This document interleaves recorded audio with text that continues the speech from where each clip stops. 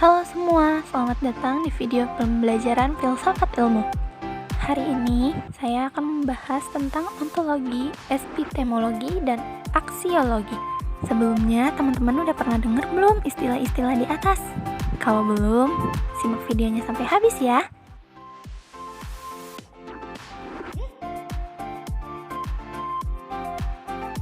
Pengertian ontologi. Apa sih ontologi itu? Secara garis besar, ontologi adalah pemahaman tentang what and how sesuatu yang ada atau mungkin ada secara sangat mendalam dan universal, yaitu berusaha mencari inti yang dimuat setiap kenyataan yang meliputi segala realitas dalam semua bentuk. Objek yang ditelaah, ontologi adalah sesuatu yang ada dan tidak terikat pada suatu perwujudan tertentu. Yang kedua ada epistemologi. Secara istilah, epistemologi berasal dari kata Yunani. Epistemologi berarti pengetahuan dan logos berarti ilmu atau teori. Epistemologi juga dapat didefinisikan sebagai cabang filsafat yang mempelajari asal mula atau sumber, struktur, metode, dan sahnya validitasnya pengetahuan.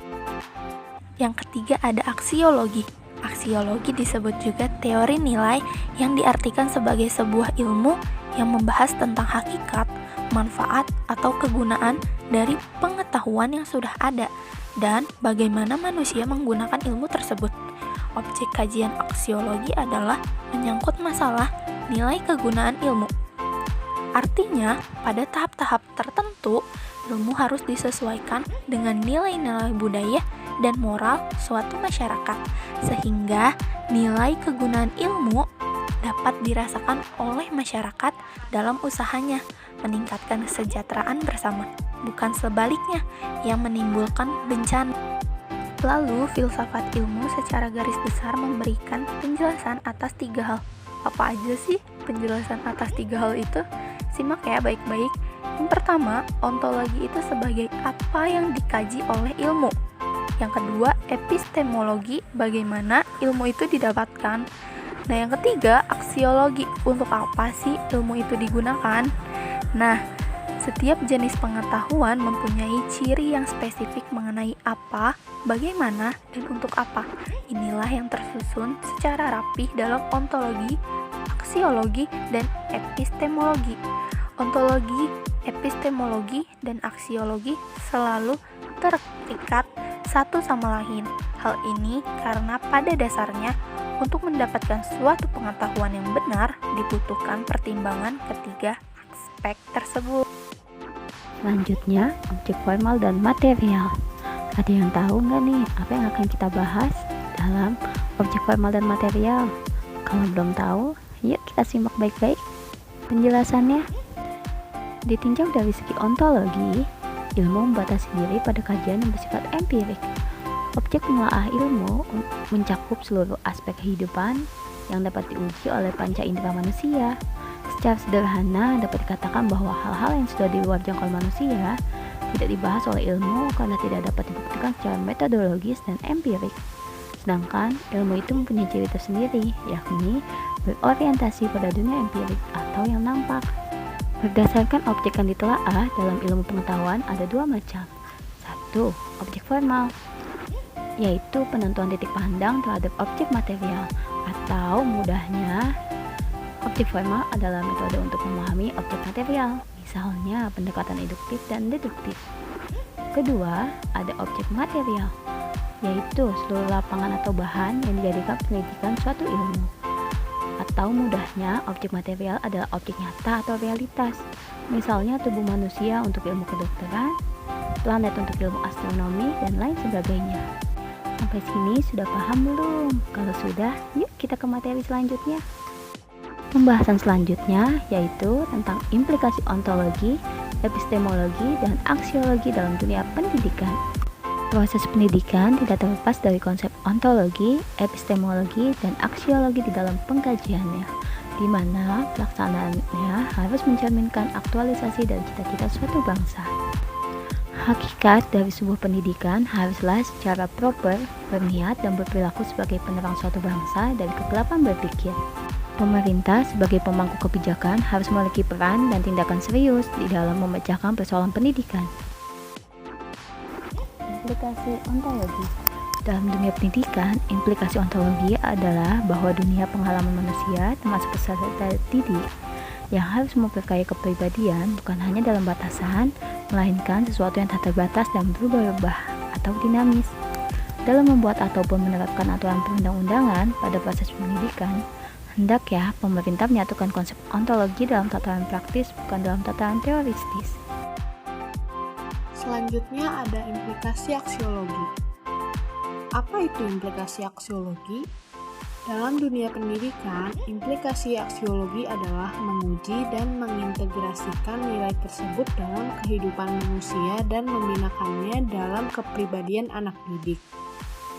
Memang untuk menjelaskan apakah yang baik itu benar, buruk, dan jahat bukanlah sesuatu yang mudah. Apalagi baik, benar, indah, dan buruk dalam arti mendalam dimaksudkan untuk membina kepribadian ideal anak. Jelas merupakan tugas utama pendidikan. Pendidikan harus memberikan pemahaman kepada peserta didik secara komprehensif dalam arti dilihat dari segi etika, estetika, dan nilai sosial. Dalam masyarakat, nilai-nilai itu terintegrasi dan saling berinteraksi. Nilai-nilai di dalam rumah tangga atau keluarga, tetangga, kota, negara adalah nilai-nilai yang tak mungkin diabaikan dunia pendidikan, bahkan sebaliknya harus mendapat perhatian. Jadi, singkatnya, aksiologi pendidikan yaitu tentang apa nilai yang terkandung dalam pendidikan tersebut. Dan yang terakhir, ada implikasi epistemologi. Apa itu implikasi epistemologi? Dalam epistemologi dikenal sebuah cara untuk mendapatkan sebuah ilmu. Proses pelaksanaan pendidikan sendiri juga tidak terlepas dari bagaimana pendidikan itu dirancang, dirumuskan, dilaksanakan, ataupun dievaluasi. Maka, di dalam pendidikan, mulai dari perancangan sampai evaluasi pendidikan haruslah dilakukan secara benar, tepat, dan ilmiah. Pendidikan tidak bisa dilaksanakan secara pengalaman. Oleh karena itu, di dalam mengkaji sebuah sistem proses pendidikan haruslah sebuah hasil dari kajian yang amat mendalam. Peraturan baik itu perundang-undangan sampai kurikulum harus memiliki dasar ilmiah yang kuat, sehingga dalam pengambilan tindakan tidak serta-merta berdasarkan pengalaman dari sebuah kebijakan masa lampau. Desain sebuah pendidikan merupakan proses yang sangat bermakna di dalam pencerdasan bangsa. Patokan atau pedoman yang akan dilaksanakan merupakan sebuah mekanisme bagi para pelaksana, baik tingkat pusat sampai pada guru yang sebagai ujung tombak pendidikan. Analisis data, pengujian data harus selalu dilakukan agar menciptakan sebuah pengembangan metode maupun sistem pembelajaran. Jadi, singkatnya, epistemologi pendidikan yaitu tentang kita harus tahu kenapa pendidikan itu harus didirikan dan apa yang melatar belakangnya. Jadi, dapat disimpulkan bahwa cabang-cabang dan dasar-dasar utama daripada filsafat ilmu adalah ontologi, aksiologi, dan epistemologi, atau dengan kata lain, apa, bagaimana, dan kemana ilmu itu.